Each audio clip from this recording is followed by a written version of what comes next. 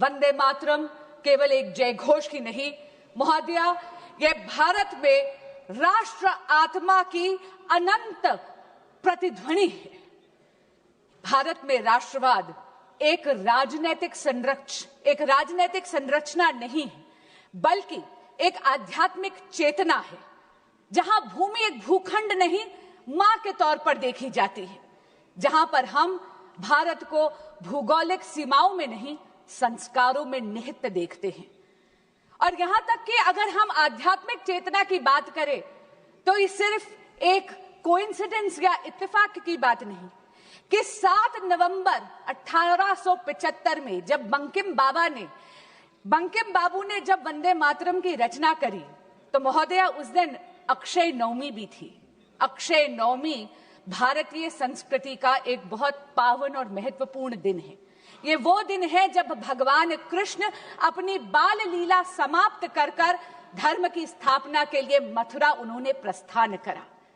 आज मैं ये जरूर कहूंगी कि वंदे मातरम हमारा राष्ट्रगान, धर्म, कर्तव्य और राष्ट्र धर्म की साक्षात प्रेरणा कर्मयोगी भगवान कृष्ण से प्राप्त कर ही संचारित करता है।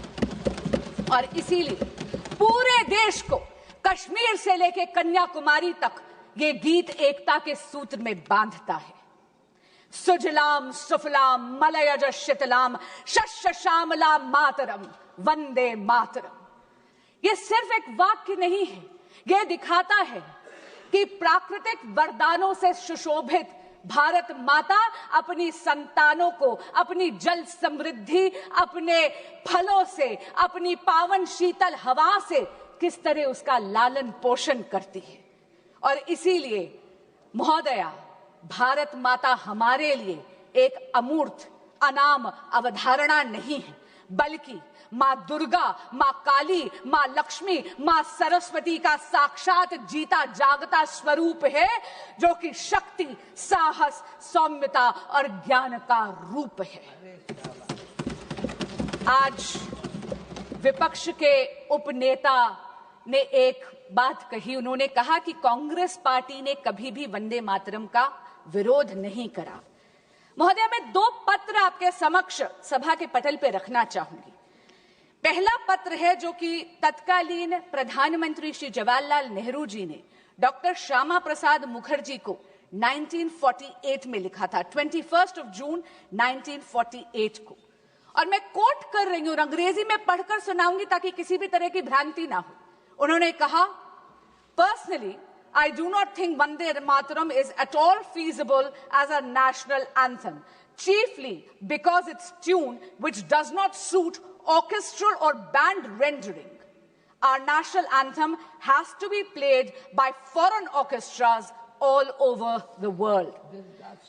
महोदया, अजीब सी बात है कि भारत की आजादी का ये मंत्र नेशनल एंथम इसलिए नहीं बन पाया क्योंकि तत्कालीन प्रधानमंत्री को यह लगा कि विदेशी ऑर्केस्ट्रा पर यह ढंग से बज नहीं सकता। ऐसा लगता है कि आजादी के बाद भी कांग्रेस पार्टी मानसिक रूप पर स्वाधीन नहीं हुई थी। दूसरा पत्र मैं सभा के पटल पर रखती हूं, जो तत्कालीन प्रधानमंत्री श्री जवाहरलाल नेहरू जी ने तत्कालीन गवर्नर श्री प्रकाश जी को लिखा था 8 अगस्त 1949 को। और उन्होंने कहा, For my part, I think it would be most unfortunate for Vande Mataram to be adopted as the national anthem. यानी व्यक्तिगत तौर पर तत्कालीन प्रधानमंत्री वंदे मातरम का नेशनल एंथम बनना दुर्भाग्यपूर्ण मानते थे। आज एक बहुत ही वरिष्ठ सांसद जो विपक्ष की तरफ बैठे हैं, वो एक दल के नेता भी हैं। उन्होंने हमसे एक सवाल पूछा। उन्होंने पूछा कि आप कितने सेक्युलर हैं। मैं पूछना चाहती हूं विपक्ष से, खास करके उस नेता से और कांग्रेस पार्टी से, कि धर्मनिरपेक्षता की आड़ में सांप्रदायिक ताकतों के आगे घुटने टेके कांग्रेस पार्टी ने, जिसने 1937 में त्रिदेवी यानी हमारी शक्ति की आवाहन वाले सभी छंदों को बेरहमी से वंदे मातरम से काट दिया, और आप हमसे पूछते हैं कि हम कितने सेक्युलर हैं।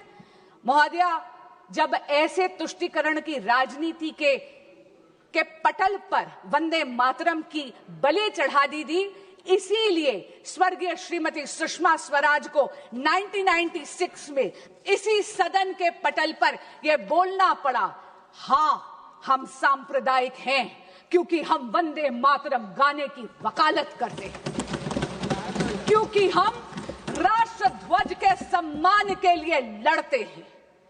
महोदया, ये मोदी का नया भारत है।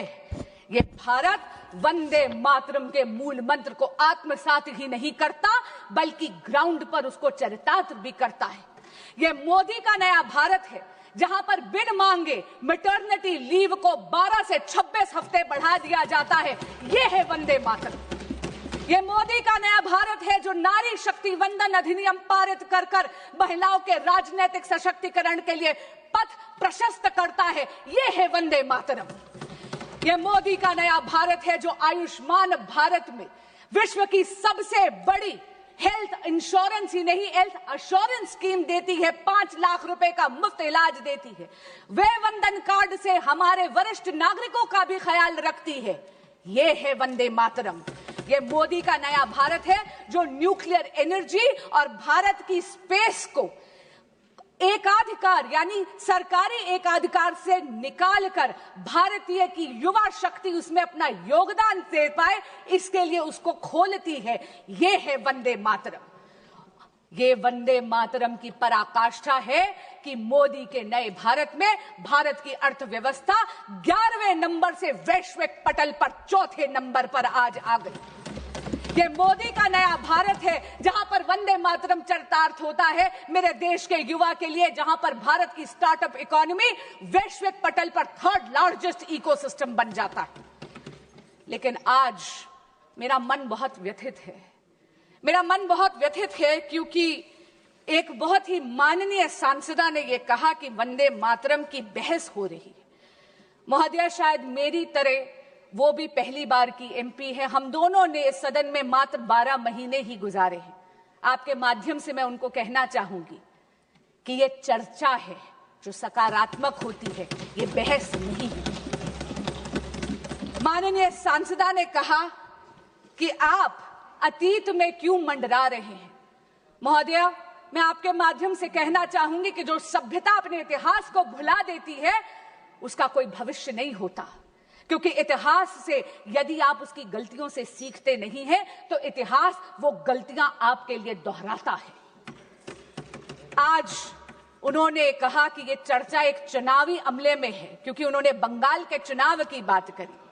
मैं आपके माध्यम से उनको कहना चाहूंगी कि बंगाल वंदे मातरम की जन्मभूमि है। बंगाल वो पावन धरती है जिसने आजादी का ये मूल मंत्र दिया, ये जय घोष दिया, जिसने स्वदेशी का ये उद्घोष दिया।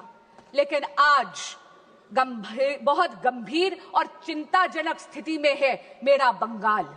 क्यों? क्योंकि वहां की रूलिंग डिस्पेंसेशन वंदे मातरम की आत्मा का गला घोट रही। आज राजनीतिक स्वार्थ के कारण राजनीतिक हिंसा बहुत ही गहराई से वहां पर जड़ें पकड़ रही है। पर आपके माध्यम से महोदया, इस सदन को और इस देश को मैं आश्वस्त करना चाहती हूं, भगवा श्री राम का रंग है, भगवा क्रांति का रंग है। और मैं बंगाल की जनता को कहूंगी कि बहुत जल्दी वो इस अराजकता से मुक्त होंगे, क्योंकि हो गई है जीत की तैयारी, आ रहे हैं भगवाधारी।